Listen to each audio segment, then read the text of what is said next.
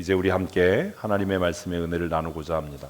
오늘 우리가 함께 은혜를 나눌 하나님의 말씀은 시편 119편 97절부터 105절까지 기록된 말씀입니다. 우리 함께 읽겠습니다.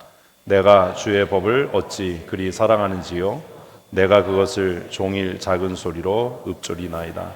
주의 계명들이 항상 나와 함께 하므로 그것들이 나를 원수보다 지혜롭게 하나이다. 내가 주의 증거들을 늘 읊조림으로 나의 명철함이 나의 모든 스승보다 나으며 주의 법도를 지킴으로 나의 명철함이 노임보다 나으니이다.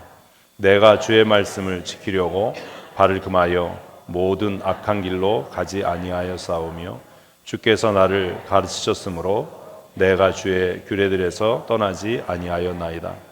주의 말씀의 맛이 내게 어찌 그리 단지요, 내 입에 꿀보다 더 다나이다. 주의 법도들로 말미암아 내게 명철하게 되었으므로 모든 거짓 행위를 미워하나이다. 주의 말씀은 내 발의 등이요 내 길의 빛이니이다. 아멘. 아멘. 오늘 주일학교 주간으로 예배를 하면서 청년의 때를 어떻게 보내야 하는가, 우리는 이미 청년의 시간을 다 보내버렸지만 이제 우리 교회에서 자라가는 아이들, 특별히 청소년기와 청년기를 보내는 우리 청년들을 위해서 어떻게 청년의 때를 우리가 보내야 하는가, 또 나는 어떻게 청년의 때를 보냈는가 회고하고 돌아보면서 말씀의 은혜를 나누고자 합니다. 우리 말씀을 나누기 전에 노래 한 곡 듣고 우리 말씀을 나누도록 하지요. 동영상 어쩜 이렇게 열심히 보세요. 말씀을 들을 때는 그렇게 졸면서 설교를 하지 말고 이런 걸 봐야 돼, 그죠? 그러니까 이게 눈물 나고 이런 게 은혜가 아니에요. 그냥 혼자 그냥 그러는 거지. 가족사진이라는 노래입니다. 한 주간 설교 준비하면서 무진장 들었습니다. 부르지는 못할 것 같아요. 스스로 어른이 혼자 된 것 같은데 돌아보면 그게 아니었던 거지요. 한 주간 이렇게 설교를 준비하면서 말씀을 준비하면서 내 삶에 영향력을 끼쳤던 분들은 누군가, 그런 생각을 해봤어요. 제가 국민학교를 졸업할 때 책을 통해서 처음 만났던 이의령 교수님도 제 삶에 적지 않은 영향을 미쳤던 분입니다. 어머니께서 국민학교 졸업 기념 선물로 전집을 사주셨어요. 그때는 이효령이 누군지 몰랐어요. 예전에는 이렇게 책 인쇄 상태가 책 종이 질이 좋지 않아서 갱지 같은 그런 양장본이었는데, 그리고 옵셋 인쇄를 해서 활자가 뒤에 이렇게 박여 나오는 그런 책으로 이효령 선생의 전집을 선물 받고 한 권씩 읽어가면서 어떻게 이렇게 사람이 해박할 수 있을까. 그리고 이제 저자란을 보니까 대단하신 분이더라고요. 이화여자대학교 교수님이시고. 그래서 그때 국민학교를 졸업하면서 나도 이분 나이쯤 됐을 때 이렇게 해박한 사람이었으면 얼마나 좋을까. 그를 통해서라도 누군가에게 가슴이 뜨거워지고 도전을 줄 수 있는 사람이 될 수 있으면 얼마나 좋을까. 그런 생각을 초등학교를 졸업하는, 국민학교를 졸업하는 무렵에 했습니다. 얼마 전에 작고하셨습니다. 마지막 죽음의 순간까지 글 쓰는 것을 놓지 않으시고 투병하면서도 품위 있고 기품 있는 모습을 포기하지 않으셨습니다. 마지막 책의 표지입니다. 이효령의 마지막 수업. 죽어가면서 인생이란 도대체 뭐냐, 산다는 건 도대체 뭐냐,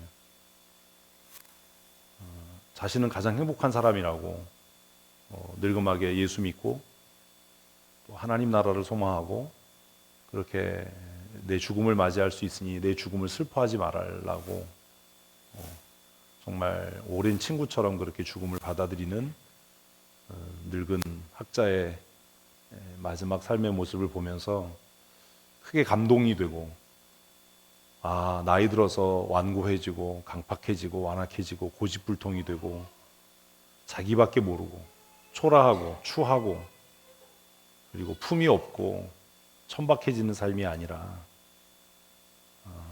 이 한 번도 직접 만나본 적은 없지만 이 선생님처럼 기품 있고 또 초라해지지 않고, 살이 빠져서 몸은 왜소해지지만 그러나 강단 있는 모습, 그리고 누군가에게 끊임없이 가르치고 도전하는 그런 청년으로 마지막을 보냈으면 참 좋겠다.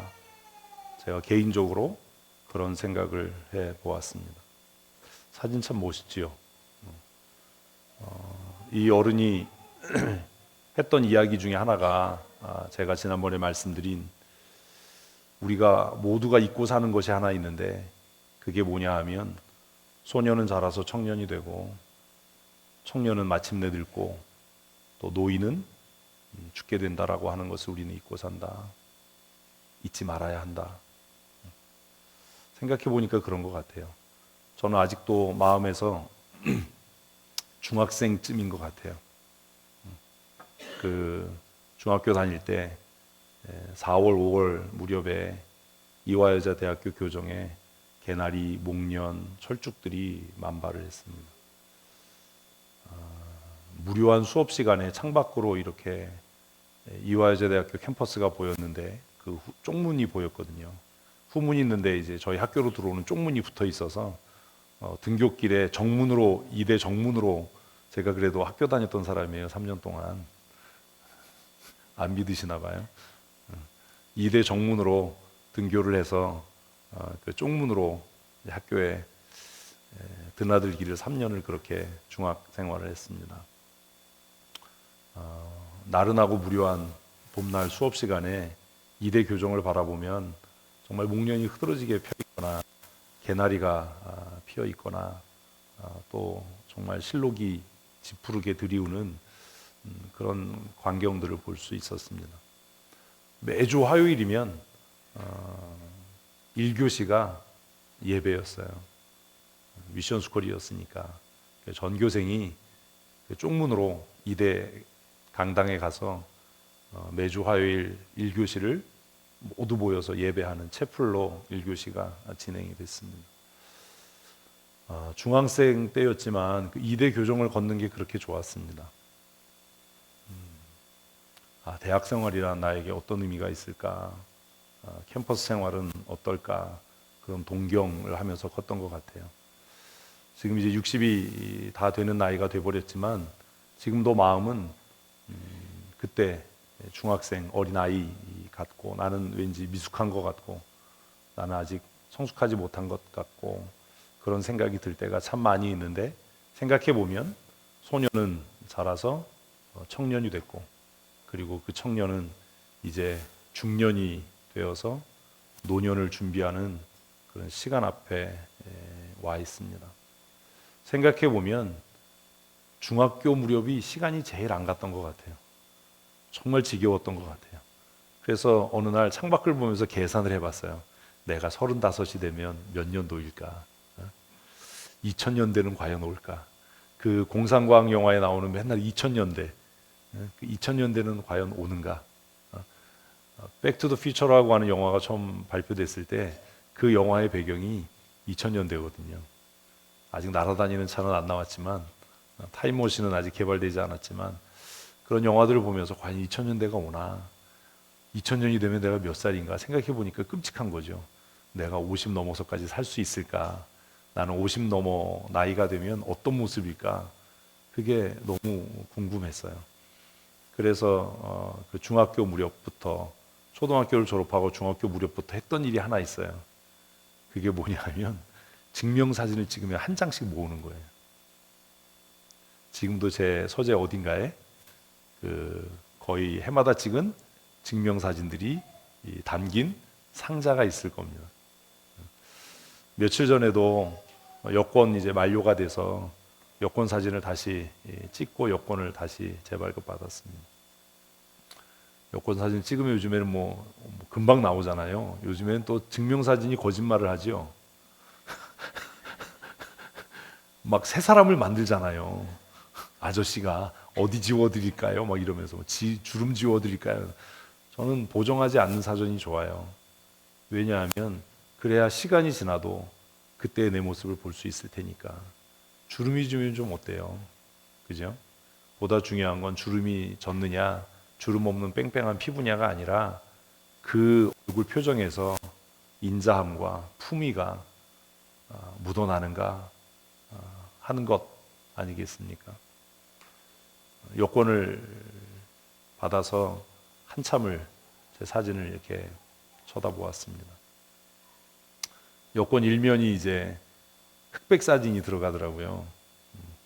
이제 전자여권이면서 보면서 혼자 그런 생각을 했어요. 잘못 살진 않은 것 같다. 잘 산 것 같다. 58에 내 모습이 그렇게 흉측하지는 않다라는 생각을 했습니다. 거울을 자주 보시나요? 나이 들면 싫어지는 게 사진 찍는 거라면서요. 우리 실버진 어르신들 죽어라고 사진 안 찍어요. 그렇다고 시간을 되돌릴 수 없고 사진 찍으세요라고 하는 오늘이 내일보다 젊은 날이고 내일은 오늘보다 더 흉측한 모습으로 변할 겁니다. 그러니 사진 찍자고 할 때 다니지 마시고 열심히 사진을 찍어서 역사로 남기시는 것이 훨씬 지혜로운 일이 아닐까라는 생각을 개인적으로 합니다. 지금 만약 누가 저에게 너 청년의 때로 돌아갈 수 있으면 돌아가겠냐? 그렇게 묻는다면 뭐라고 대답할까? 일주일 동안 말씀을 준비하면서 여러 자료들을 찾고 또 책을 다시 읽고 설교 원고 틀을 작성하고 하면서 어떤 프로그램 하나를 찾아봤어요.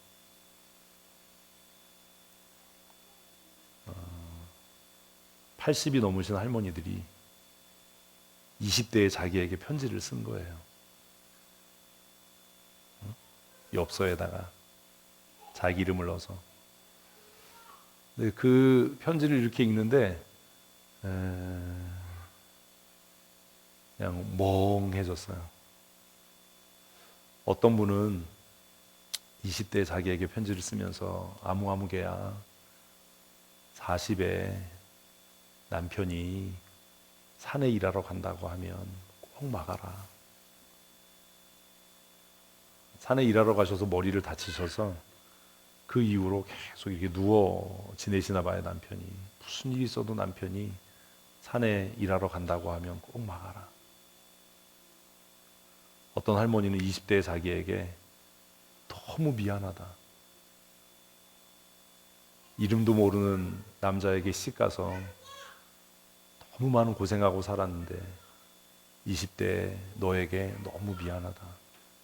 그런 글을 쓰셨어요.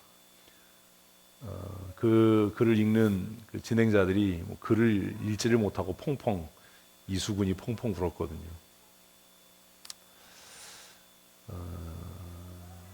한 주간 이렇게 주일이 끝나고 월요일이 되면 본문을 정하고 설교 자료를 찾고 원고를 쓰고 하는 일들을 일주일 내내 합니다.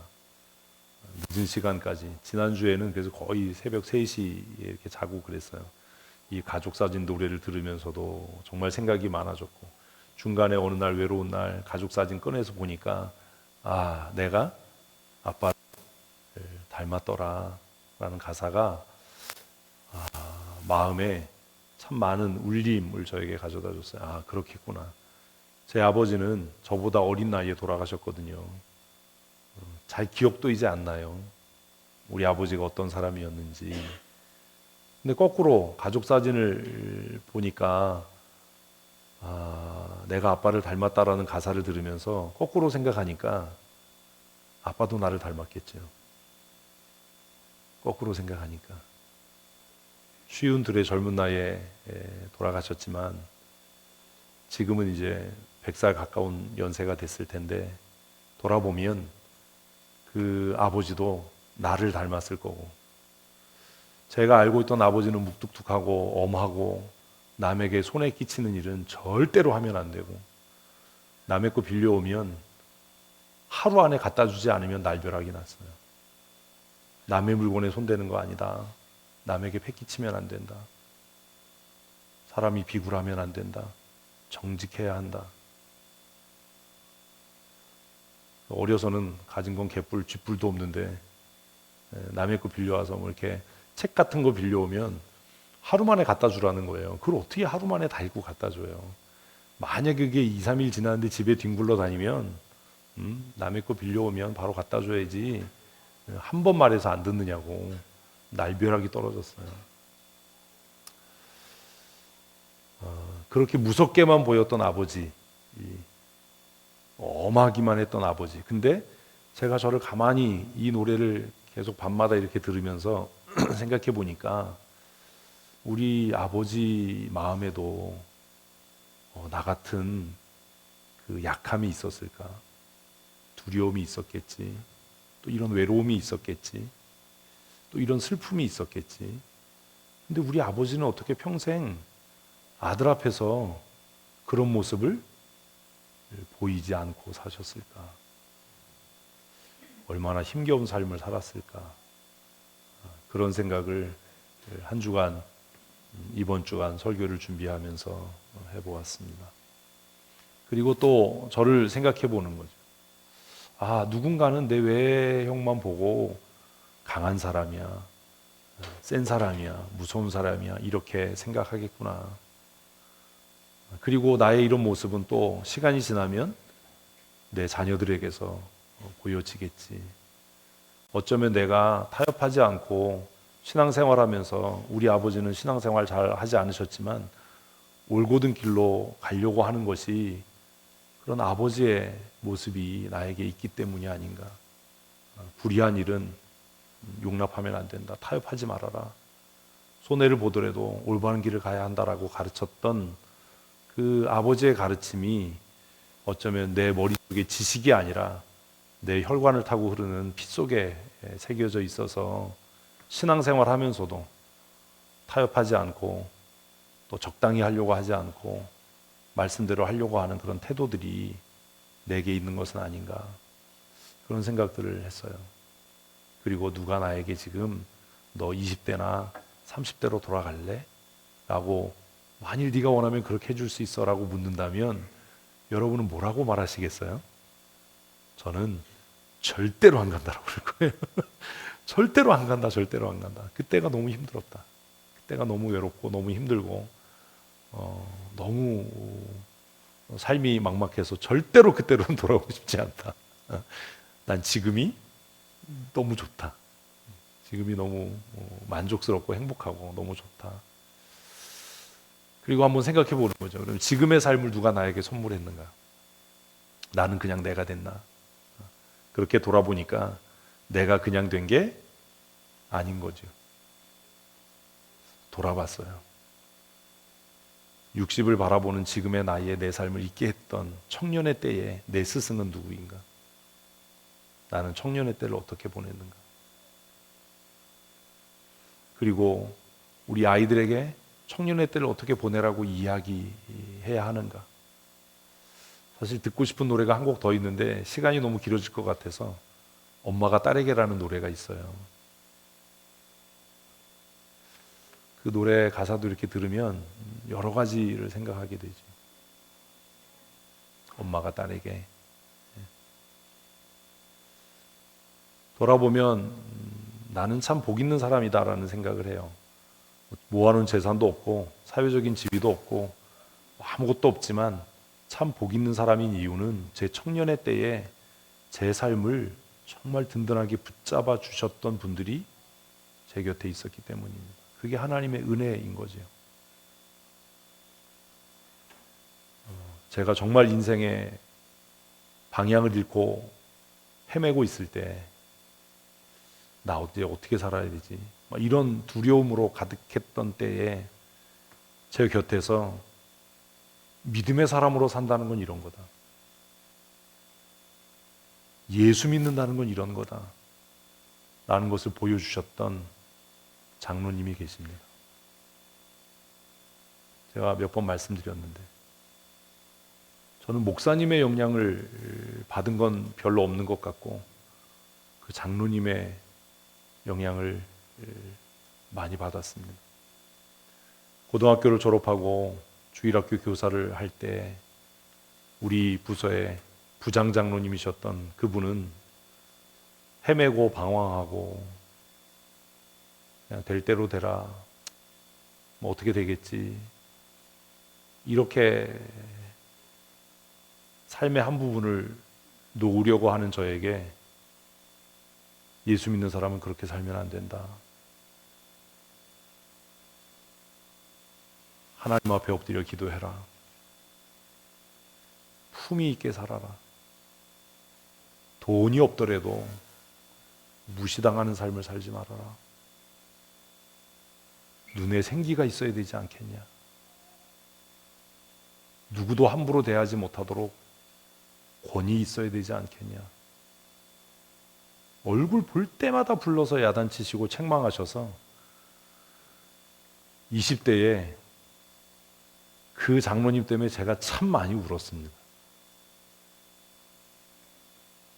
주일에 모든 게 마치고 집에 돌아가면서 울면서 돌아가기도 했습니다.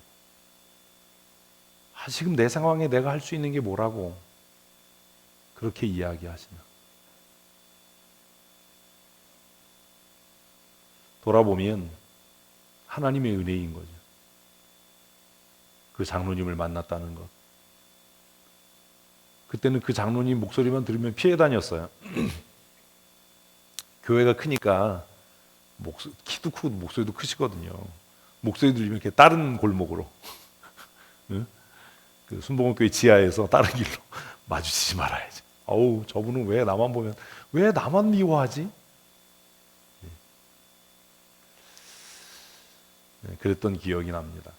지금 돌아보면 하나님께서 저에게 보낸 하나님의 사람, 하나님의 사자였던 거지요.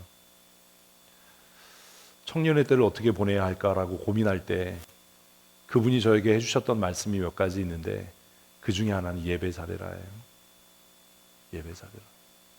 무슨 일이 있어도 예배에 실패자가 되면 안 된다. 그럼 망하는 거다, 인생. 맨 처음에 그게 잘 수용이 안 됐어요. 내 입장이 돼봐라. 예배가 되나. 근데 어느 날 생각해봤어요. 아니, 목사님들은 목사니까 기도하면 목이 터져라 하고 찬송하면 막 그냥 그렇게 하는데, 아니, 이분은 장로고 소위 말하는 평신도고 자기 사업하는 분이고 그리고 수출입 업무를 하니까 늘 잠이 모자라고 너무 바쁘게 사는데 주일에 가서 교사실 문을 열면 항상 와서 앉아서 정말 그 넓은 교사실이 떠나가도록 기도하시는 거예요. 저분은 뭐지? 잠을 안 자나? 어느 날부터 든 생각이 그거예요. 저분도 평신도인데, 장로인데, 수출입업을 하는 사업을 하고 있는데 어떻게 주일에, 집이 가까운 것도 아닌데. 그래서 작심을 하고 내가 뭐 먼저 가보겠다고 1등으로 교사실에 가봐야지.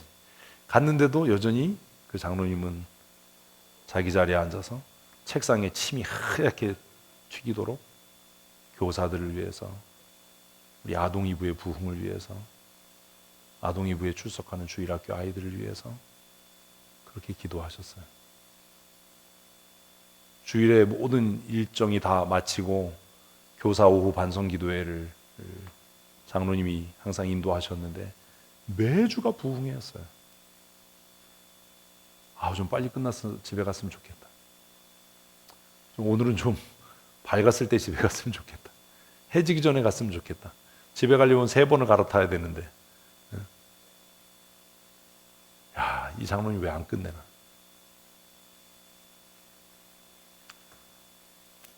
그러던 제가 어느 날부터 바뀌기 시작했어요. 저분을 본받았으면 좋겠다. 저 믿음의 뜨거움, 저 신앙의 단호함, 저 품위 있는 모습, 권위 있는 행동을 나도 본받았으면 좋겠다.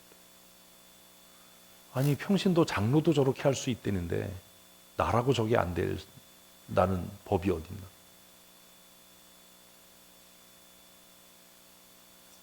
그리고 마음을 고쳐먹었어요. 그분이 저에게 해주신 말씀대로 예배에 최선을 다해야 되겠다. 기도할 때 정말 누구보다도 큰 목소리를 하나님 앞에 부르짖어 기도해야 되겠다.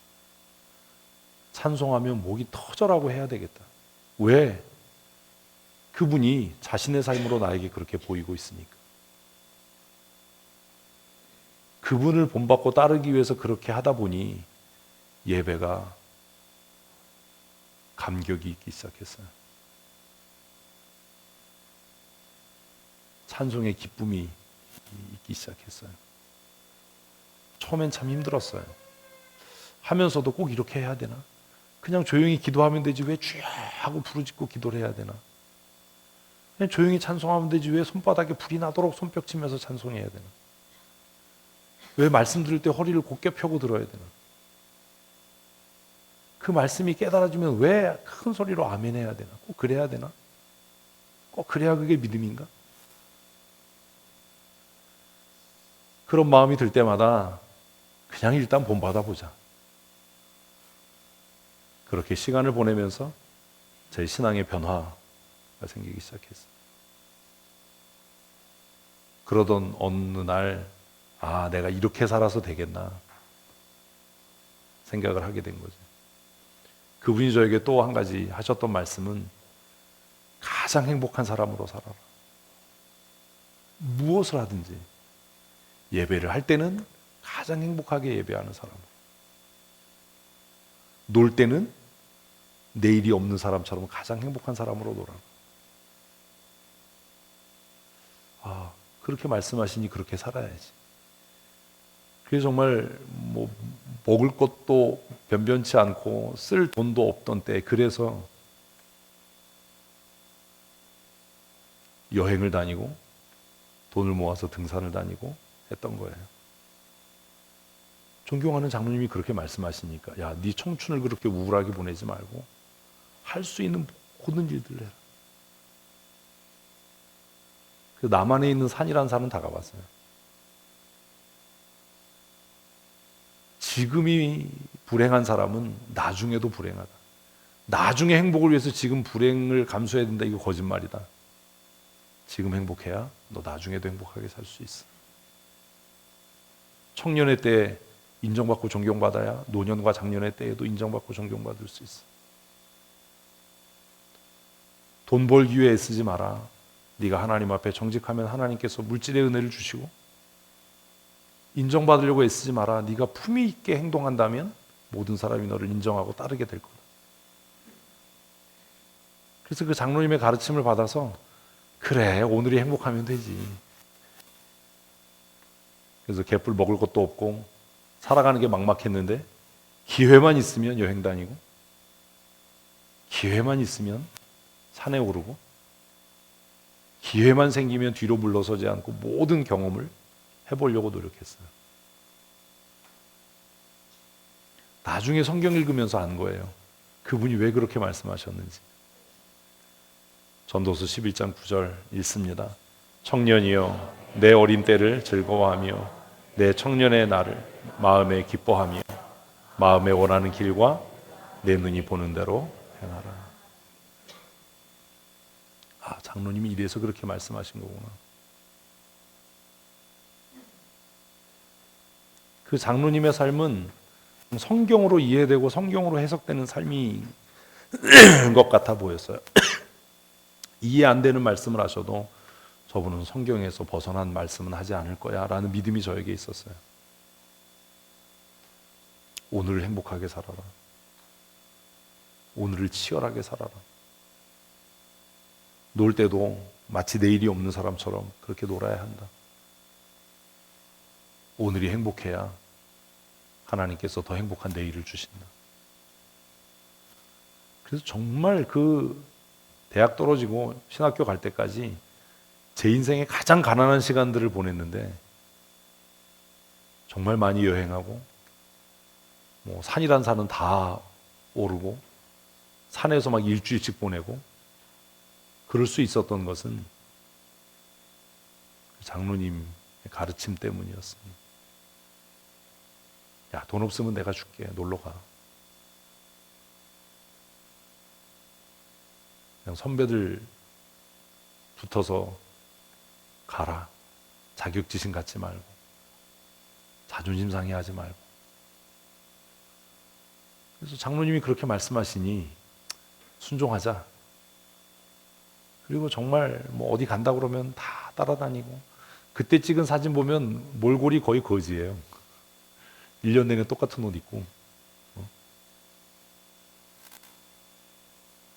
그분이 저에게 주셨던 영향력은 제가 50이 된 지금 어쩌면 제 삶을 하나님 앞에 올바르게 지탱하게 하는 가장 큰 가르침이 아니었을까라는 생각을 합니다. 한때는 저도 그런 생각을 했습니다. 하나님, 나도 저런 장로가 되게 해주세요. 청년들의 삶을 변화시킬 수 있는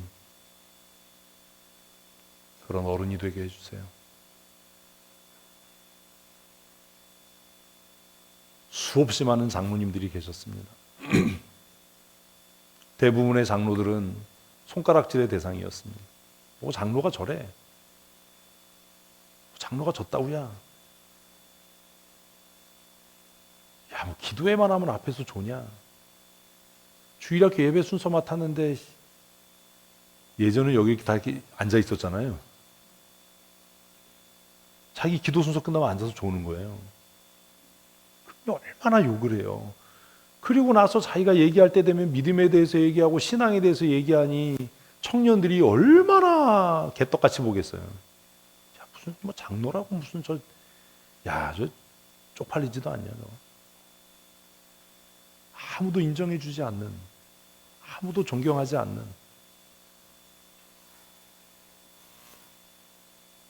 그 이제 청년들 중에 누가 대놓고 또 그러잖아요. 아, 장로님 좀 그만 주세요. 내가 뭐 새벽에 일어나서 뭐 이유가 많아. 다시는 얘기 안 합니다. 제껴놓는 거. 제가 어느 날 그 장로님에게 물어봤어요. 장로님, 수출업을 하시는데 하루에 잠을 몇 시간 주무세요?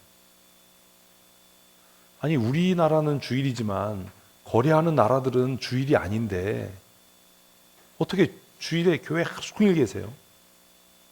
직원들은 출근하나요? 야, 내가 예배 가는데 직원들 출근시키면 내가 나쁜 놈이지. 그럼 어떻게 하죠? 나하고 거래하는 사람들은 내가 장로인 거 알아서 한국 달력 쓴대. 응? 자기네 나라 달력 안 쓰고. 그래서 한국이 주일이면 연락을 안 한대. 만약에 아니면요. 뭐 거래를 끊는 거지. 그래도 안 망하세요? 야, 내가 망하면 장로 됐겠냐? 내가 망했으면 장로 됐겠냐? 순복음교회에서 장로 되는 게 쉬운 일이냐? 아, 그런 거구나. 그래서 본받고 싶었어요, 정말 그분을. 최주호 장로님.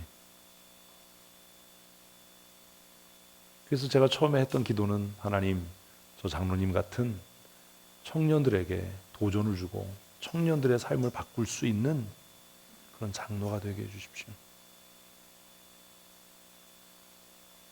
그렇게 기도했었어요.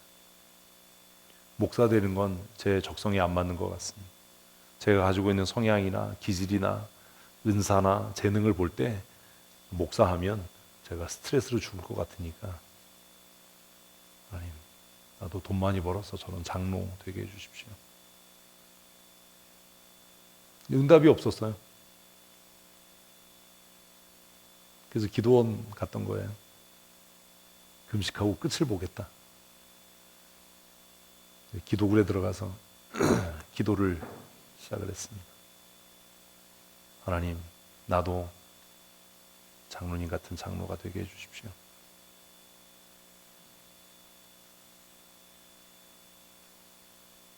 그런데 제 생각하고 하나님의 뜻은 달랐던 것 같아요.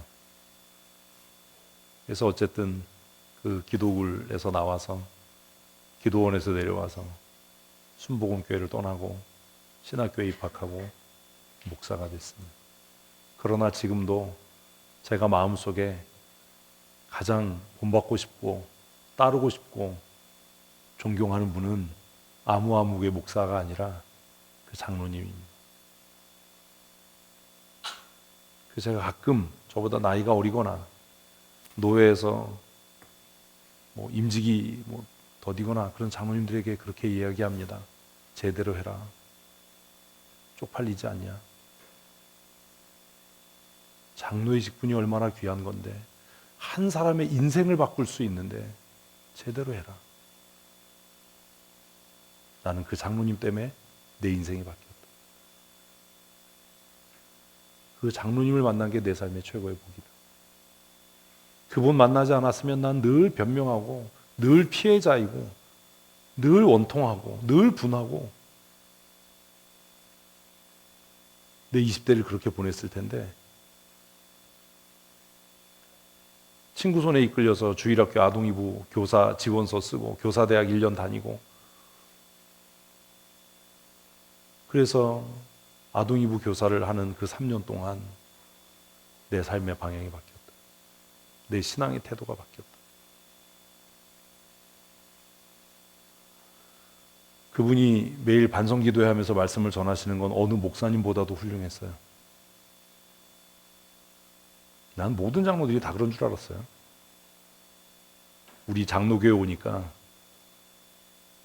그런 장로님이 안 계시더라고요. 그래서 이상했죠. 교단 이름은 장로교회인데 어째 이럴까? 청년의 때를 어떻게 보내야 되는가? 전도서는 우리에게 내 어린 때를 즐거워해라. 얘들아, 니네 즐겁니? 즐거워야 된다. 지금 즐겁지 않으면 어른이 돼서도 우중충하다.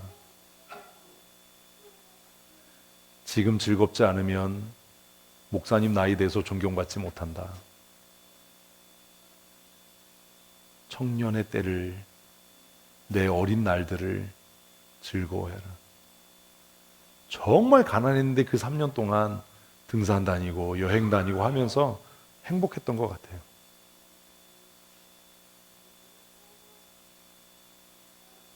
산에 가는 게 즐거웠고 산에서 자는 게 즐거웠고 예전에는 산에 다 밥해 먹었거든요. 버너 가지고 올라가서 산에서 밥해 먹고 2박 3일씩 3박 4일씩 산에서 지내고 평생 살아보면서 정말 많은 경험을 그 청년의 때에 그 장로님 덕에 했던 것 같아요. 그 청년의 날들이 저는 그렇게 쉽게 지나갈 줄 몰랐어요. 청년의 날들 마음에 기뻐하고 마음에 원하는 길과 내 눈에 보는 대로 내가 아이들 보면서 안타까운 게 뭐냐 하면 자기 미래를 왜 부모의 결정에 따라서 정하냐라는 내 인생은 내가 사는 건데 내가 기쁘고 내가 즐거운 일을 하고 살아도 행복하지 않은 게 인생인데 왜 내 인생의 삶의 방향을 왜 부모가 결정하냐?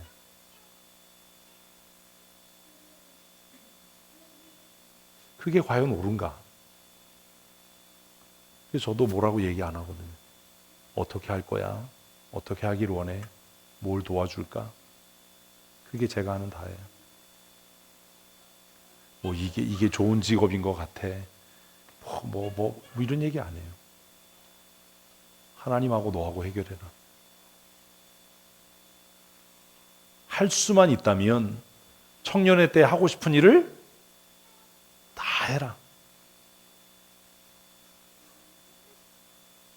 마음에 원하고 즐거운 일들을 다 해봐라. 누가 저에게 묻는다면 목사님 청년의 날을 어떻게 보내야 될까라고 묻는다면 네가 해보고 싶은 일들을 다 하고 살아라. 네가 원하는 모든 일들을 다 해봐라. 왜? 그 청년의 날이 너무 빠르게 지나간다. 너무 짧다. 제가 청년 때 해보고 싶었던 것 중에 하나가 승마 배우는 거였어요. 스킨스쿠버 다이빙 배우는 거 하고. 돈이 없어서 못했어요. 돈이 너무 많이 들더라고요. 그리고 청년 때 해보고 싶었던 것 중에 하나가 바이크 타는 거였어요. 그게 지금 하는 거예요. 너무 좋죠. 금요일부터 바이크 뜯어놔가지고 어제 하루 종일 괜히 뜯은 내를 노래하면서 어제 다 조립을 다 했는데 조금 아쉬운 거예요. 청년 때 했으면 얼마나 좋을까. 청년 때 내가 이 일을 시작했다면 내가 러시아를 거쳐서 유럽을 한번 바이크를 타고 횡단했을 텐데 좀 아쉽다. 청년의 때를 어떻게 보내야 하는가? 괜히 미래에 대해서 고민하고 뭐 먹고 살지 이러지 말고 성경은 우리에게 청년의 날을 어떻게 하라고요? 크게요. 청년의 날을 즐거워하고 내 청년의 날들을 마음에 기뻐하고 마음에 원하는 길과 내 눈에 보는 대로 행해라. 아멘. 이제 그러면 우리 대부분은 나는 청년이 아닌데. 근데 제가 한 가지 비밀을 가르쳐 드릴게요. 내일보다 오늘이 젊어요.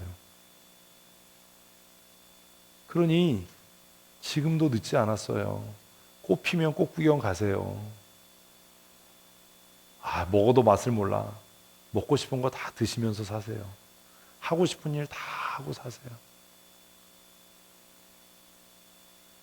그래서 제가 청년 이후로 신학교 간 이후로 특별한 일 없으면 제가 안 하는 게 금식하는 거예요. 왜요? 먹을 게 너무 많은데 왜 밥을 굶어? 응? 아니 먹을 게 너무 많은데. 제가 여권을 갱신하면서 이렇게 넘겨봤어요. 그 사증 도장 찍는 게 4장인가 밖에 안 남았더라고요. 10년 동안 진짜 많이 돌아다녔다.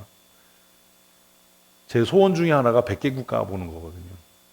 죽기 전에 100개국은 가보리라. 은퇴하고 나서 열심히 돌아다니려고 그래요. 내가 내 의지로 내 몸을 움직일 수 있을 때. 괜히 쓸데없는 일 하면서 돌아다니지 말고 주일 예배 끝나면 월요일날 비행기 타서 금요일날 들어오고 주일날 예배 끝나면 또 월요일날 비행기 타고 이렇게 노년을 보냈으면 좋겠다. 아무도 감동이 안 되는 얼굴이. 여러분의 믿음이 그만하니까 그렇게 사는 거예요. 사실 생각해보면 쓸데없이 쓰는 돈이 너무 많아요. 그렇죠? 그렇게 살아봐야지. 요즘에도 매일 시간이 날 때마다 바이크를 조금씩 타는 이유는 여유가 생기면 여유를 만들어서라도 정말 여유 있게 전국 일주를 한번 해야지. 바이크를 타고. 시간 날 때마다 가까운 데 갔다 오는 거예요. 제인폭포도 갔다 오고 강화도 갔다 왔잖아요. 강화도 하루에 갔다 오고 강화도는 1박 2일로 다시 한번 가야 되겠다. 가서 봐야 알 것도 많고 들고 싶은 것도 많은데 너무 바빠서 하루 당일로 갔다 와서 너무 아쉽다. 저는 아직도 제가 청년이라고 생각해요. 왜요?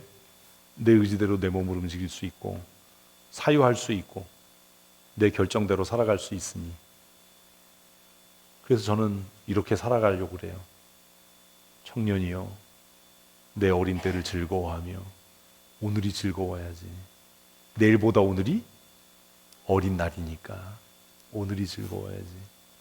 남들이 보면 힘들고 고생스럽죠. 이틀 동안 바이크 고치면서 땅바닥에 떼굴떼굴 굴르면서 아주 그냥 흙으로 아주 그냥 어제 콘크리트 바닥에 막 머리 대고 등 대고 막 남들이 보면 거기서 저렇게 힘든 일 하지? 아니에요. 즐거운 시간을 보내는 거예요. 즐거운 때를 보내는 거예요. 아니 뭐 돈 가지고 새 바이크 사면 되지 않나? 그 무슨 재미가 있어요 그게. 즐겁게 보내는 거예요. 즐거운 날을. 청년의 날들을 마음에 기뻐하고 근심이 내게서 떠나가게 하고 내가 눈에 보기에 좋은 일, 원하는 일들을 행하면서 살아가려고 합니다. 우리 아이들뿐만 아니라 어른들, 제가 어떻게 해서든지 모시고 다니려고 그러는 거예요. 제가 시찰 회원들한테도 얘기했거든요. 1년 동안 내가 많이 괴롭혀 줄 거다. 가자고 그러면 가자, 말면 말아라. 그래서 날 정해서 야간 개장 데리고 가려고 그래요. 에버랜드. 여러분들 말고 시찰 목사들 얘기했어요. 날을 정하면 그 다음날 새벽 기도는 안 하는 거다. 야간 퍼레이드까지 보고 오는 거다. 니네들 언제 그런 일 할 수 있겠니? 같이 가자. 이 청년의 때를 목회한다고 괜히 수도승처럼 우울하게 그렇게 슬프게 보내면서 하는 것도 아니고 안 하는 것도 아니고 그렇게 하지 말고 하나님의 은혜로 정말 행복하게 놀고 그리고 그 행복으로 사역을 최선을 다해서 감당할 수 있으면 얼마나 좋겠니? 그랬으면 좋겠다. 야, 니네들 40대인데 얼마나 좋으냐? 하나도 감동이 안 되는 얼굴이에요. 청년의 날을 어떻게 보내야 할까? 다른 말로 하면 지금 오늘을 어떻게 살아야 할까? 사랑하는 성도 여러분, 예배를 즐기십시오. 어차피 지나가는 시간이에요. 주리를 틀고 괴로워하고 막 이래도 그 시간은 가고 기쁘게 즐겨도 그 시간은 가고 어떤 게 남는 장사예요? 즐기는 게 남는 거죠. 제가 한 주간 동안 잠을 못 자서 지금 목소리가 갈라지는데 그렇거나 말거나 지금이 가장 내 삶의 최고로 행복한 순간이어야 이 은혜와 복이 계속 이어질 수 있지 않겠습니까? 아멘. 한 사람만 그런 은혜를 주실 줄로 믿습니다. 전도서 11장 9절 말씀대로 우리의 청년의 날이 다 가기 전에 제가 기도하는 거예요. 하나님, 제가 내 몸을 못 움직여서 눕기 전날까지 바이크 안장에 올라타지 못하는 날이 올 때까지 매일을 가슴 설레이고 즐겁게. 금요일날 바이크 다 뜯어놓고 토요일 아침에 그랬거든요. 교회 가서 저거 조립해야지. 그리고 왔거든요. 밥 먹으라고 그러는데 밥이 먹히겠어요? 그걸 해야지. 밥도 안 먹고 다 조립하고 나서 컵라면 먹었어요. 다 끝나니까 배가 고프더라고. 청년의 날을 기뻐하고 즐거워하고 매일을 감사하게 살면 우리의 삶이 마지막 날까지 하나님이 주신 은혜로 충만케 될 줄로 믿습니다. 얼굴을 펴십시오. 칙칙한 얼굴 하지 마십시오. 한 주간 동안 기도회 하면서 앞에 서는 사람마다 다 그 얘기하는 거예요.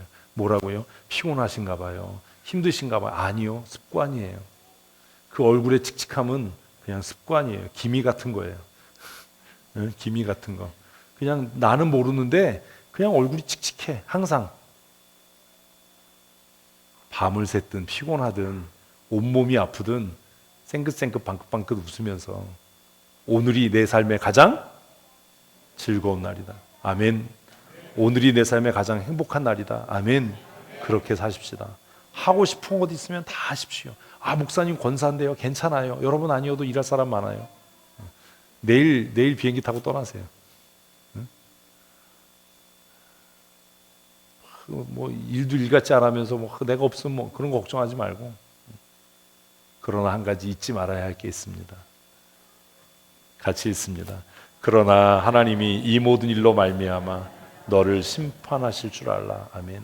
하나님 앞에 부끄럽지 않으면 돼요. 하나님 앞에 당당하게. 수도승처럼 사는 게 좋은 신앙의 사람으로 사는 게 아니에요. 어떤 사람은 경건한 척 하는데 정말 하나님 앞에 부끄러운 짓만 골라서 하는 겁니다. 어떤 사람은 굉장히 자유롭게 사는 것 같고 지멋대로 사는 것 같은데 하나님 앞에 당당하고 하나님 앞에 인정받는 삶을 사는 사람도 있습니다. 여러분들이 저를 볼 땐 어떻게 사는 것 같아요? 제가 수도승처럼 사는 것 같아요? 아니잖아요. 여러분들이 저를 볼 땐 그렇게 생각할 거 아니에요. 다 지멋대로 해. 이럴 거 아니에요. 맞아요. 저 지멋대로 하고 살아요. 그러나 저는 하나님 앞에 부끄럽지 않아요. 저는 하나님 앞에 부끄럽지 않아요. 나는 전심으로 예배하고요. 부르짖어 기도하고요. 내가 할 수 있는 모든 힘을 다해서 최고의 성량으로 찬송하고요. 하나님의 말씀의 은혜의 범위 안에서 내 삶을 최고로 기쁘게 즐길 뿐이에요. 하나님이신 물질로 열심히 구제하고요. 하나님의 은혜가 내 삶을 통해 흘러가도록 나누고 섬기는 일 열심히 하고요. 지난 임원회 때도 아스파라거스 사다가 직원들하고 임원들 드렸어요. 너무 좋아하죠. 웬일이냐고 이 목사님. 아니 스승의 주일도 지났고 해서 뇌물입니다. 선배님들한테 배운 게 너무 많아서 감사해서 드리는 겁니다. 하나님 은혜의 통로로 복의 통로로 살게 해주십시오. 내 삶이 최고로 행복하고 빛나게 해주십시오. 그래서 남들이 볼 땐 지멋대로 살아, 자기 좋은 대로 살아 이렇게 살지 모르지만, 그러나 여러분의 생각과 제 생각이 다른 것은 누가 나를 뭐라고 하느냐가 중요한 게 아니라 하나님 앞에 부끄럽지 않은 삶을 살아간다라는 것. 사람 앞에서는 경건한 척 같고 사람 앞에서는 믿음 있는 척 하는데 하나님 보시기에 부끄럽고 하나님 보시기에 천박하고 하나님 보시기에 유익이 안 되는 삶을 산다면 과연 그 삶이 옳은 삶이라고 할 수 있겠습니까?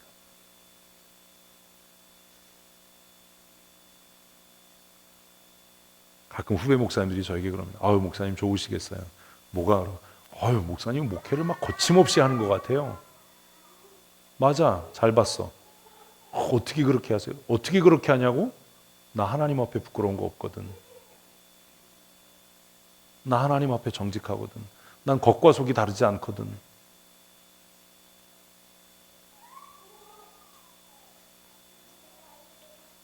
진리는 우리를 억압하는 것이 아니라 우리를 자유케 하는 은혜와 능력인 줄 믿습니다. 진리 안에 자유하셔야 합니다. 제가 여러분들 보면 별로 자유하지 않은 것 같아요. 하나님 앞에 정직하지 않으니 남의 이목이 거슬리는 거예요. 남들이 나를 이렇게 보면 어떻게 하나? 하나님 앞에 당당하다면 뭐하러 남의 눈치를 봅니까? 하나님 앞에 정직하다면 다른 사람이 나를 어떻게 보느냐가 뭐가 중요합니까? 다른 사람이 나에 대해서 믿음이 좋아 신실한 사람이야 라고 평가하더라도 하나님 보시기에 합당하지 않다면 다 끝난 거 아닙니까? 청년의 때를 어떻게 보내야 할까? 청년의 날들을 어떻게 살아야 할까? 위축되지 마십시오. 주눅들지 마십시오. 나이가 어때서요? 무슨 의미가 있습니까? 하나님 보시기에 정직하고 하나님 보시기에 올바르다면 그 진리 안에서 우리가 무엇을 못하겠습니까? 그러니 여러분의 청춘의 날들을 부끄럽게 소모하지 마십시오. 당당하게 정말 행복하고 즐겁고 기쁘게 하나님께서 주실 더 큰 은혜를 사모하며 사셨으면 좋겠습니다. 그러면 어떻게 우리의 날들이 당당할 수 있습니까? 우리의 날들이 어떻게 위축되지 않고 주눅들지 않고 찬란하게 빛날 수 있습니까? 그 열쇠가 오늘 본문 119편 말씀입니다. 오늘 본문 말씀에서 시편 기자는 뭐라고 이야기합니까? 같이 읽습니다.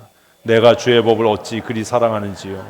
내가 그것을 종일 작은 소리로 읊조리나이다. 당당한 인생의 출발, 정말 찬란한 삶의 출발, 정말 값지고 행복하고 복된 인생의 출발은 하나님의 말씀을 사랑하는 겁니다.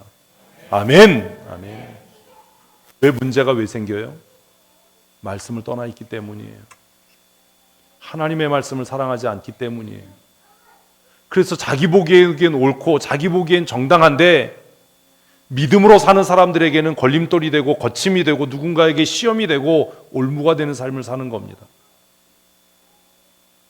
하나님의 말씀이 내 안에 살아 역사하고 내가 하나님의 말씀을 사랑해서 그 말씀을 종일토록 내가 암송하고 그 말씀을 따라 산다면 왜 사람 앞에 당당하지 못합니까? 하나님의 말씀이 내 삶을 주관한다면 예배 태도가 저래 왜 그런 소리를 듣겠습니까? 신앙생활을 저렇게 해 그러지 않을 거 아니에요. 누가 뭐라고 얘기하든지, 누가 뭐라고 나를 정죄하고 평가하든지, 내가 하나님의 말씀을 사랑해서 그 말씀을 내가 주야로 암송하고 그 말씀의 인도함을 따라 살아간다면 하나님께서 모든 사람 앞에서 존경받고 당당하고 품위 있는 삶을 살게 하시지 않겠습니까?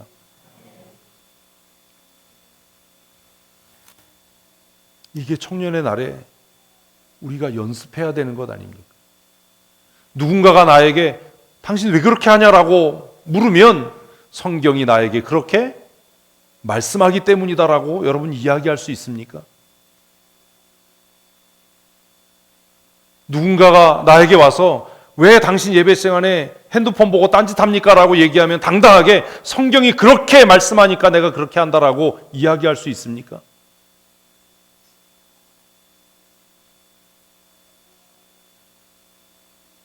마음이 불편하고 힘든 일이 있고 속상한 일이 있어도 눈물을 흘리면서도 큰 소리로 기쁨으로 찬송할 때 누군가가 와서 당신 지금 힘들고 어려울 텐데 어떻게 그렇게 찬송하냐라고 물으면 그때 뭐라고요?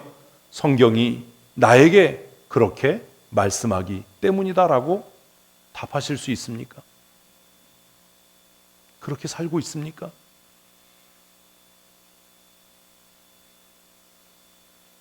우리가 세상 앞에, 교회 앞에, 사람 앞에 당당하지 못한 이유가 이 문제 때문 아닙니까?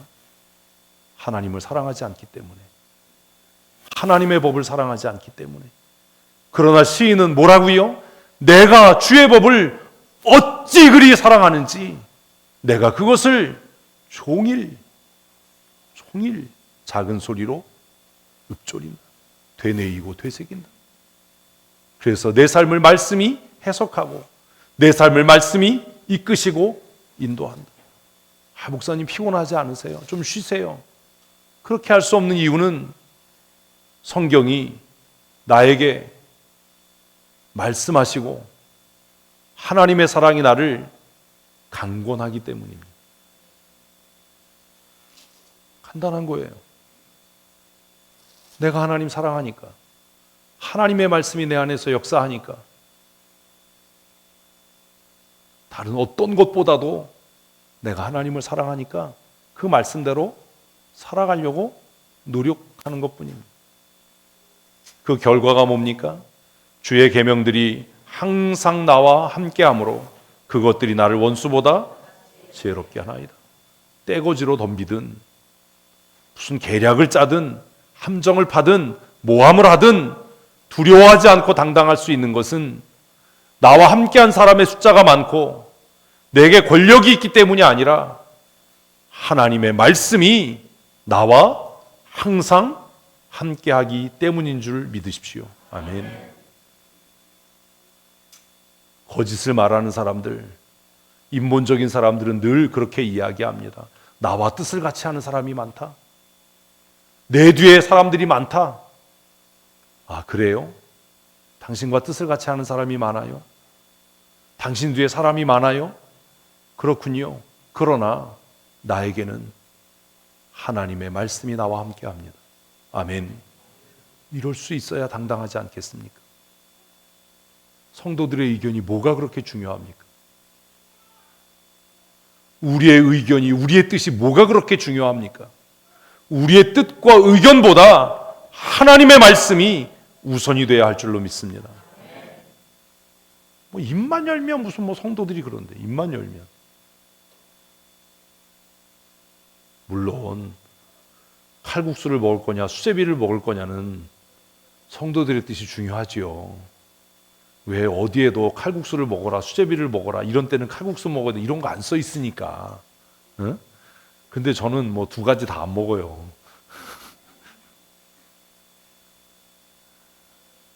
저 어려서 수제비 지겹게 먹었거든요.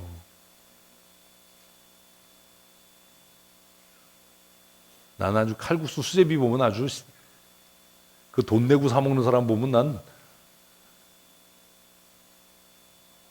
여러분 다 부자로 사셨나 봐요. 아버지 월급날 되면 제일 먼저 하는 게 밀가루 한 푸대. 그래가지고 감자 넣고 수제비, 난 그 돈 내고 사 먹는 사람 보면 나는 칼국수 수제비 싫어해요. 맛이 없어서 싫어하는 게 아니에요. 그냥 상처예요. 먹으면 맛있어요. 바지락 칼국수 맛있죠. 근데 싫어요. 그걸 왜 돈 내고 사 먹어요, 그걸? 응? 옛날에 집집마다 칼국수 기계 있었어요. 아세요? 이거 더 못 사는 집들이 또 있었구나. 그거 할부로 팔고 다녔어요. 그래가지고 반죽해서 그거 칼국수 기계가 장착되는 날은 큰 냄비에다 하나 끓여가지고, 근데 그게 또 뿌른 게 맛있어요. 뿌른 것보다 맛있는 게 뭔지 아세요? 바닥에 누른 거 긁어 먹으면 맛있어요. 맛이 없어서 싫은 게 아니에요. 그냥 싫어요. 저한테 칼국수 먹으러 가자 그러지 마세요. 어려서 밀가루 진짜 지겹도록 먹었어요. 근데 우리 국민학교 다닐 때 수요일은 분식의 날이었잖아요. 몰라요? 시골에는 옥수수빵 나눠줬다며요. 서울은 분식의 날이 있었어요. 수요일. 쌀이 모자라서 우리나라가 분식의 날. 어쨌든 동조하는 사람이 많건 지지하는 사람이 많건 성도들의 의견이 어떻건 그건 중요하지 않다. 중요한 건 뭐다? 하나님의 말씀이 무엇이라고 가르치는가. 지금 보기엔 다수의 의견을 따르는 게 지혜로운 것 같고, 지금은 힘있고 권력 있는 사람 편에 서는 게 지혜로운 것 같고, 대세가 어느 쪽이야, 대세가 기울었어, 이거 판별해서 그쪽으로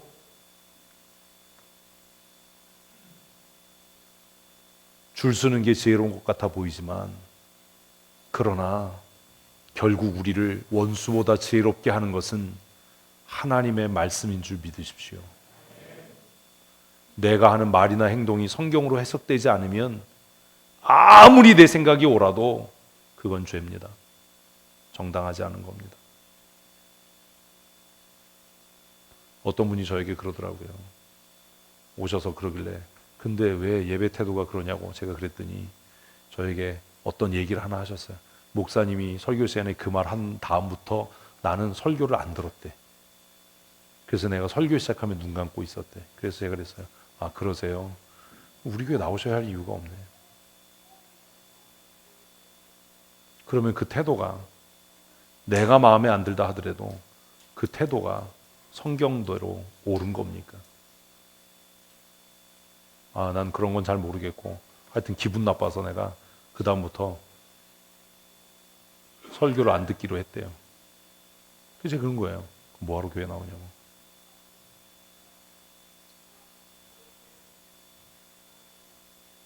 내 생각, 내 감정, 내 판단, 내 평가, 사람들의 많고 적음이 문제가 아니라 내 안에 무엇이 있는가? 하나님의 말씀이 있는가? 하나님의 말씀이 나와 항상 함께 하는가? 사랑하는 성도 여러분, 말씀과 함께 하십시오. 그 말씀이 우리를 원수보다 지혜롭게 할 줄로 믿습니다. 99절 말씀입니다.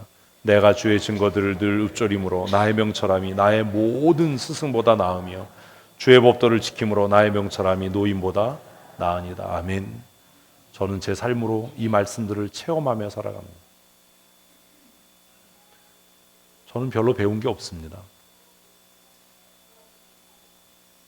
대학 떨어지고 나중에 신학교 갔으니 오죽하겠습니까?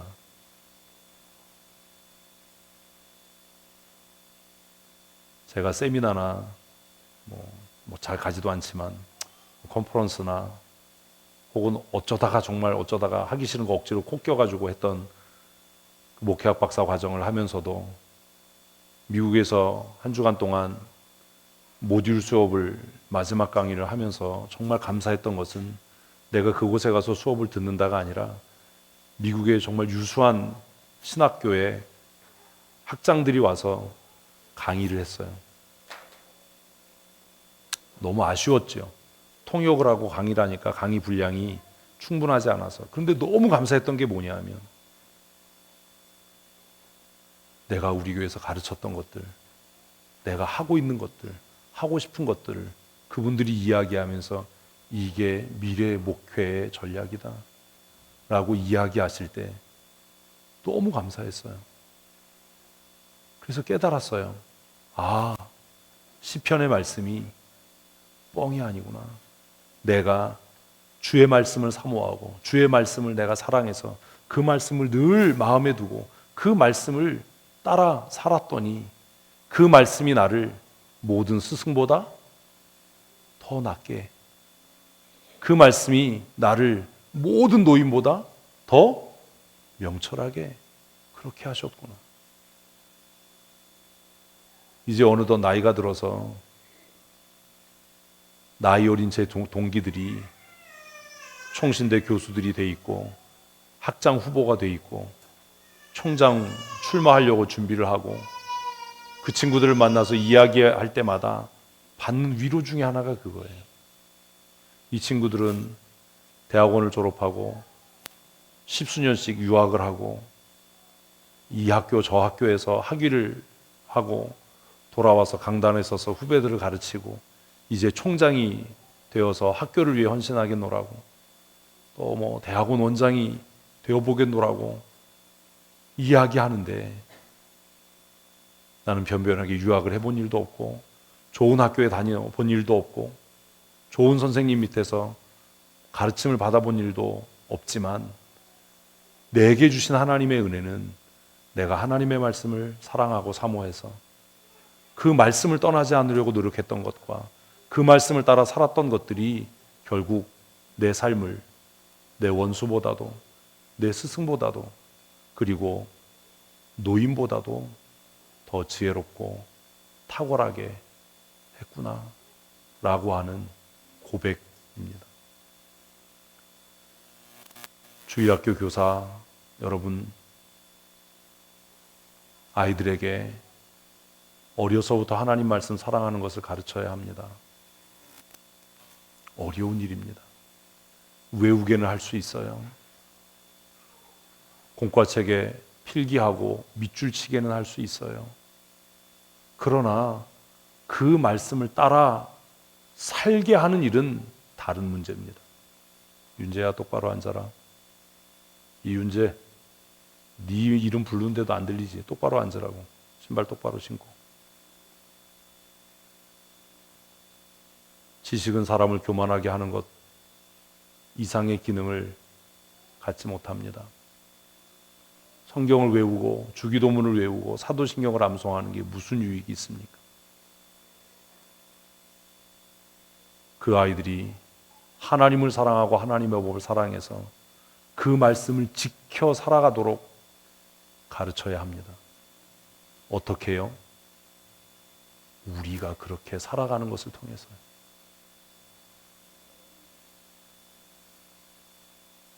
집사, 권사, 장로 여러분, 주일학교 아이들의 예배 태도가 올바르지 않을 때 불러서 눈물 나게 야단쳐 본 적 있으십니까?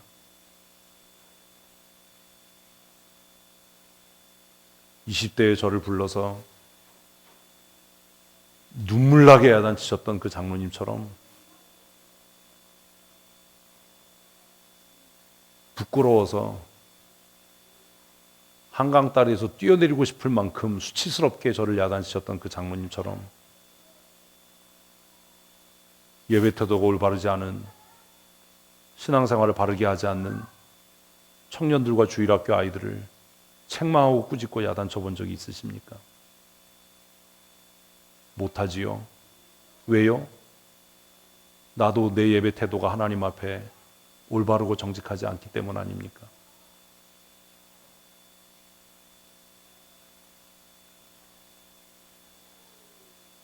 아이들이 어떻게 주의 말씀을 가까이 하고 그 말씀을 늘 마음에 두어서 작은 소리로 읊조리고 그 말씀이 그의 삶의 능력이 돼서 원수보다 지혜롭고 스승보다 탁월하고 노인보다 더 분별력 있는 사람으로 살아가도록 어떻게 하겠습니까?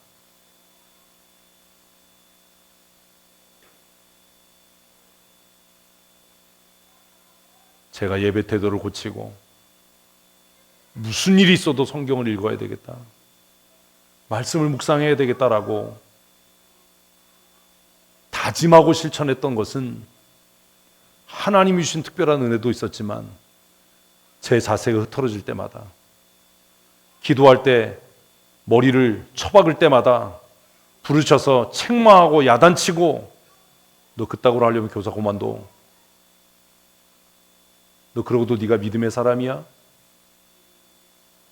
라고 혼내셨던 그 장로님의 가르침,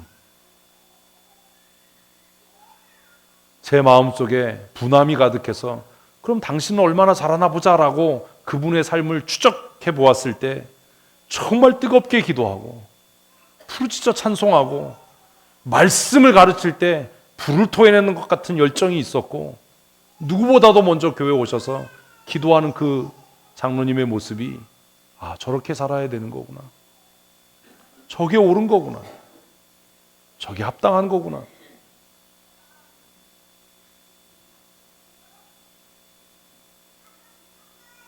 그분을 본받기 위해 부단히 노력하고 애쓰고 수고한 결과가 오늘 50대 나를 만든 것은 아닌가 라는 생각을 합니다. 성경고사요, 무슨 의미가 있습니까? 성경 암송대회요, 무슨 가치가 있습니까? 어떻게 가르쳤길래 성경고사대회 하는데 아이들이 컨닝을 하고,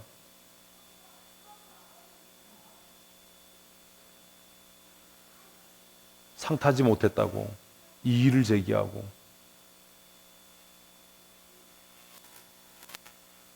어떻게 이런 일들이 교회 안에서 일어날 수 있습니까? 문제는 부모인 우리가, 스승인 우리가 시편 119편의 말씀대로 살지 않기 때문입니다. 하나님의 율례와 법도를 가까이 하십시오. 그 말씀을 마음에 새겨야 합니다. 그리고 누구에게 이야기하고 말로 가르치기 전에 내가 그렇게 살아가는 모습을 보여야 합니다. 그렇게 하면 약속하신 말씀대로 하나님께서 특별한 은혜를 우리 아이들에게 주셔서 원수보다도 지혜롭고 스승보다도 탁월하고 노인보다도 분별력 있는 삶을 살게 할 줄로 믿습니다. 이것을 실천하기 위해 시편 기자는 101절에서 이렇게 말씀합니다. 내가 주의 말씀을 지키려고 발을 금하여 모든 악한 길로 가지 아니하였사오며 주께서 나를 가르치셨으므로 내가 주의 규례에서 떠나지 아니하였나이다. 주의 말씀의 맛이 내게 어찌 그리 단지요 내 입에 꿀보다 더 다나이다. 아멘. 성경이 그냥 어느 날 깨달아지는 게 아니에요. 설교가 어느 날 갑자기 감동이 되는 게 아니에요. 말씀이 꿀송이보다 더 달게 내게 느껴지고 깨달아지기 위해서는 앞에 있는 수고와 노력을 의지적으로 해야 하는 겁니다. 내가 노력하지 않고 내가 수고하지 않는데 어떻게 성경이 꿀과 꿀송이보다 더 달게 깨달아지겠습니까? 여전히 죄 가운데 거해서 살고 여전히 태만하고 방만하고 변명과 핑계로 죄와 짝하여 살아가는데 어떻게 하나님의 말씀이 깨달아질 수 있습니까? 시편 기자는 뭐라고 이야기합니까? 주의 말씀을 지키려고 발을 금하여 모든 악한 길로 가지 아니하였다. 제가 여러분들에게 가끔 얘기하죠. 예배 시간에 졸리면 일어서서 뒤로 가라. 최주호 장로님이 저에게 가르쳤던 거예요. 초등학교 2학년 아이들. 그분은 예배 시간에 직접 자는 애들 이렇게 세웠어요. 조는 애들. 근데 그럴 수밖에 없어요. 왜냐하면 걔네들요, 교구버스 타고 새벽에 나와요. 집에서. 초등학교 2학년 아이들이 부모들하고 같이 교구버스 타고 오니까. 그러니 토요일까지 수업하고, 우리 옛날에 토요일까지 다 학교 갔잖아요. 토요일까지 수업하고 주일에 아침에 일찍 일어나서 어른들하고 교구버스 타고 와가지고 예배하니 어떻게 안 졸려요? 그 조그만 예배실에 그냥 장의자 하나에 막 엉덩이만 걸칠 정도로 애들이 빼곡하게 앉아있고 지하에 환기도 안 되고 찜통인데 어떻게 애들이 안 졸아요? 그런데 돌아다니면서 좋은 애들 귀 잡아서 다 일으켜 세웠어요. 뒤에 가서 서 있어. 잠 깨면 와서 앉아. 그게 그 장로님이 하신 거예요. 그런데요, 3개월 그러니까 예배 시간에 좋은 애 없습니다. 여름 성경학교 하는데요, 아이들 예배실에 모아놓고 합성기도 시키는데 예배당이 떠나갈 것 같았어요. 초등학교 2학년 아이들.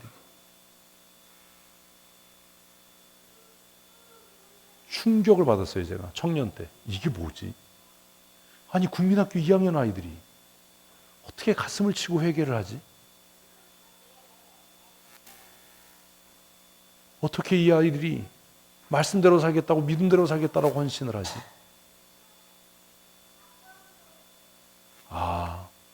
이 부장장로님 한 분의 영향력이, 이 한 분의 기도가 이렇게 아이들의 삶을 변화시키는 거예요. 정말 놀라운, 충격적인 일이었어요.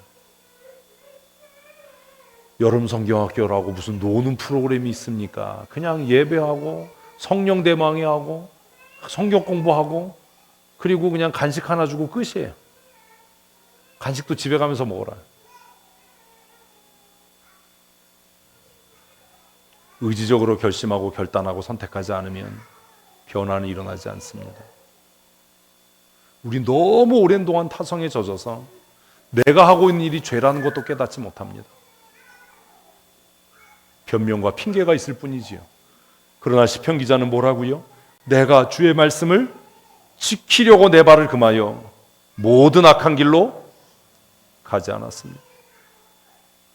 내가 내 발을 금해서 모든 악한 길로 가지 않으려고 노력할 때 주의 성령께서 나를 가르치셔서 내가 주의 규례를 떠나지 않았고 그 결과로 주의 말씀이 내게 꿀과 송이꿀보다 더 달게 느껴지는 그런 은혜를 내가 누리며 살아갑니다. 그리고 그 결과가 뭡니까? 백사절 같이 있습니다.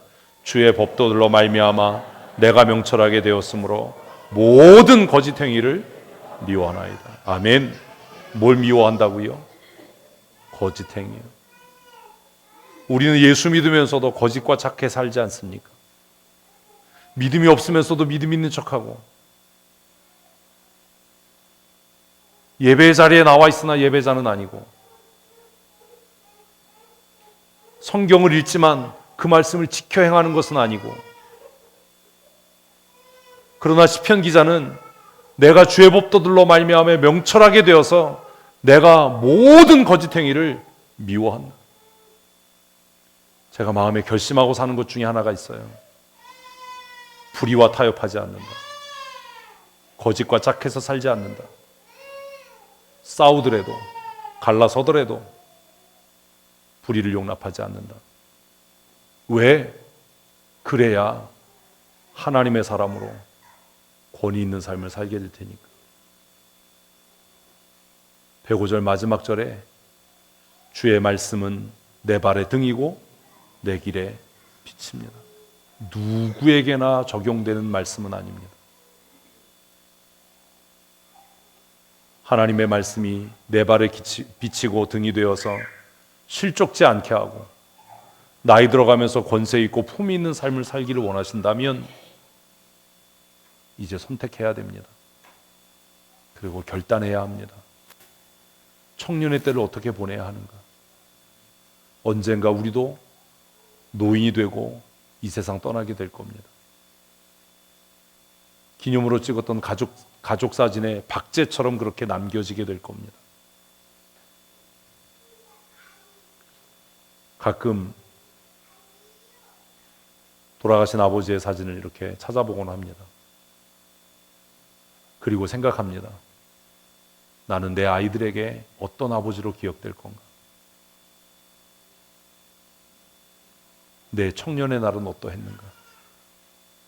그리고 지금 이제 노년이 되어가는 지금의 나는 어떠한가? 그리고 기도합니다. 하나님, 내 노년의 날이 무기력해지지 않게 해주십시오. 하나님, 내 노년의 날이 초라해지지 않게 해주십시오. 아무짝에도 쓸모없는 짐짝으로 늙어가지 않게 해주십시오. 죽는 날까지 청년의 믿음과 청년의 신앙으로 하나님 나라를 위해 쓰여지는 하나님의 사람이 되게 해주십시오. 그런 기도합니다. 하나님, 목회를 마치고 은퇴한 이후에라도 복음 전도의 일선에 서게 해주십시오. 하나님께 부름받는 날까지 최선을 다해서 내가 할 수 있는 일을 찾아서 주의 교회를 사랑하고 섬기고 헌신하는 삶, 그래서 누군가 나를 보고 야, 은퇴한 이후에도 저렇게 살아야 돼 라고 발자취를 남기고 모범이 될 수 있는 삶을 살아가게 해주십시오. 그런 기도를 한 주간 했습니다. 우리의 청년의 날은 우리가 생각하는 것보다 빠르게 지나갈 겁니다. 우리의 삶에 더 이상 아무런 낙이 없다고 할 해가 가까워지기 전에 하나님의 말씀을 우리의 마음에 두고 그 말씀 따라 살아가는 믿음의 사람들이 되셨으면 좋겠습니다. 그러지 않으면 언젠가 우리가 손가락질하고 우리가 뒤에서 흉보았던 그분들보다 못한 삶을 살게 될 겁니다. 사랑하는 성도 여러분, 하나님 나라 가는 날까지 청년의 신앙을 잃지 말고 청년의 믿음으로 우리 다음 세대를 믿음으로 양육하고 세워가는 거룩한 하나님의 사람들 다 되시기를 주님의 이름으로 축복합니다. 하나님, 우리의 인생의 날이 참으로 빠르게 스쳐 지나갑니다. 소년은 청년이 되고 또 청년은 그렇게 장년이 되고 중년의 때를 지나 노년의 삶을 살게 될 것입니다. 그리고 언젠가 우리가 살았던 삶의 흔적을 남긴 채로 이 땅에서 사라지게 되는 것이 우리의 인생임을 우리로 깨달아 알게 하셔서 우리의 짧은 인생 살아가는 동안 다투고 불행한 삶을 살지 않게 하시고 이 짧은 인생 살아가는 동안 언제 어디서 무엇을 하든지 즐겁고 복되고 행복한 삶을 살아갈 수 있도록 은혜를 더하여 주시옵소서. 언젠가 우리가 사진 속에 흔적으로 남겨지는 날이 오기 전에 하나님의 말씀을 늘 가까이 하여 그 말씀을 내 마음에 새기고 그 말씀 따라 살아감으로 먼 훗날 우리의 자녀들이 우리를 추억하고 우리를 기념할 때에 믿음으로 살았던 사람, 가장 행복했던 인생을 살았던 사람, 하나님 앞에 쓰여졌던 하나님의 사람으로 우리를 기억하고 또 우리의 발자취를 따라 살아갈 수 있도록 은혜하여 주시옵소서. 주의 율례와 주의 증거들을 마음에 두고 즐거이 행함으로 하나님, 나의 원수보다 지혜롭게 하시고 나의 스승보다 명철하게 하시며 젊은 날을 살아가면서도 노인들의 성숙함과 분별력을 누리며 살아갈 수 있는 은혜를 내리워 주시옵소서. 부족함이 없는 삶을 살게 하시고 무엇을 하든지 어디에 있든지 찬란하게 빛나는 인생을 살아갈 수 있도록 우리가 살아왔던 믿음의 큰 족적을 남기며 살아갈 수 있도록 주께서 은혜를 더하여 주시옵소서. 하나님, 우리 교회에서 자라가는 어린아이들을 기억하시고 긍휼히 여기셔서 어른들의 모습으로 시험 들지 않게 하시고 낙심하지 않게 하시고 그러함에도 불구하고 하나님의 약속의 말씀 든든히 붙잡고 그 약속의 말씀과 율례와 법도를 그들의 마음에 새겨 그 말씀 따라 순종하며 살아감으로 우리의 세대보다 더 나은 삶을 사는 믿음의 거장들이 되게 하시고 예수 그리스도의 재림의 날까지 교회를 세워가며 나라와 민족을 세워가는 신실한 하나님의 사람으로 쓰여질 수 있도록 은혜와 복 내리워 주시옵소서. 부모된 우리에게 자녀를 위하여 애통하며 눈물을 흘려 기도할 수 있는 은혜를 더하여 주시고 자녀들을 책망하고 훈계하고 꾸중하여서라도 하나님의 사람으로 온전하게 세워가는 믿음의 결단과 담대함을 허락하여 주시옵소서. 교회의 머리 되신 우리 구주 예수 그리스도의 크신 은혜와 아버지 하나님의 크고 놀라우신 사랑하심과 성령님의 교통하시고 충만케 하시며 날마다 하나님의 율례와 법도를 즐거워하여 그 말씀을 지켜 행하고 하나님의 사람으로 성령의 인도하심을 따라 살아가기로 마음에 다짐하는 사랑하는 성도들 머리머리 위에와 우리 춘천 성도교회 위에 영원토록 함께 있을지어다. 아멘.